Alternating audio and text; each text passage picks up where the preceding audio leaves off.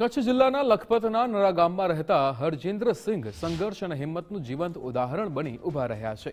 જીવનમાં આવેલ ભારે આફત બાદ પણ અડીખમ ઊભા રહી આજે અનેક લોકો માટે પ્રેરણા સ્ત્રોત બની ગયા છે। લગભગ 25 વર્ષ પહેલા વીજ કરંટ લાગતા હરજિંદ્રસિંહે બંને હાથ ગુમાવ્યા હતા। આ દુર્ઘટનાથી તેમના જીવનમાં અંધકાર છવાઈ ગયો હતો, પરંતુ તેમણે નિરાશા સામે ઝૂકવા કરતા હિંમતથી આગળ વધવાનું પસંદ કર્યું। શારીરિક રીતે અસમર્થ બન્યા બાદ પણ પોતાની ક્ષમતાઓને મર્યાદામાં બાંધી ન રાખી ટ્રેક્ટર ચલાવવાનું શીખ્યા અને આજે તેઓ ખેતી કામ કરીને પરિવારનું ગુજરાન ચલાવી રહ્યા છે।